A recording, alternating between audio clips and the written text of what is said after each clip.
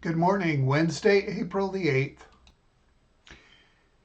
S&P futures, 1 day, 1 minute time frame. You know exactly when the news hit. Even if you didn't know what was going on, you would know it was positively perceived by the markets. Let's look at the oil futures. Same time, down we come. Pretty significant decrease. Now the Brent crude gets quoted a lot, and this is a little bit different. It's the light sweet crude.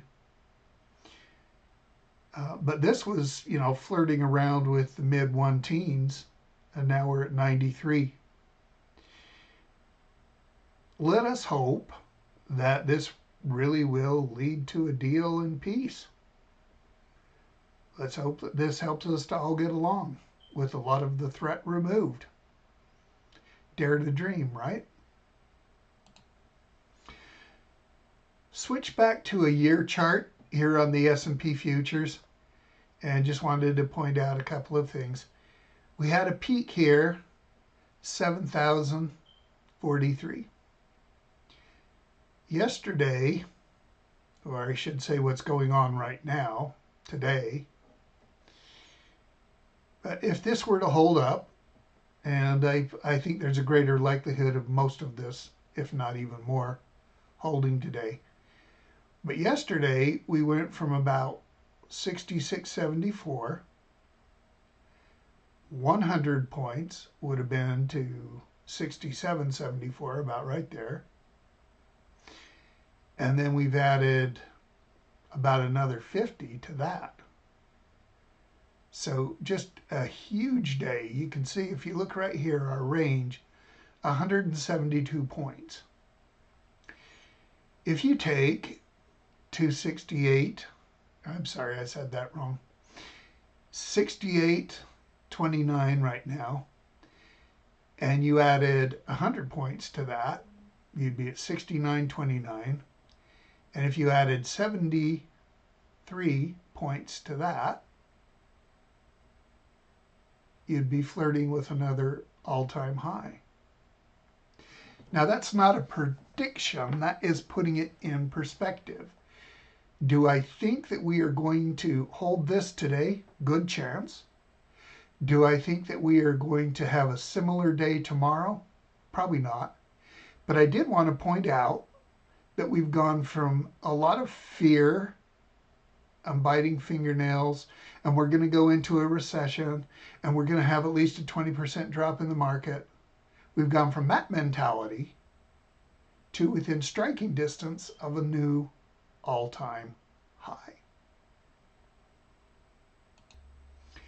Okay, I've switched to a year chart on the S&P 500, and if I go to December 31st, look at this closing number right here. If I go to December 31st, we closed at 6845.5. I've been saying all this year that I thought we would have an above average year. Any study that I've ever seen puts the average annual return at approximately 10%. I've seen studies ranging from 9 to 13%, depending on how you handle survivorship and dividend reinvestment and things like that. So if I take our December 31st close and I multiply it by 10%, so I'm going 1.1,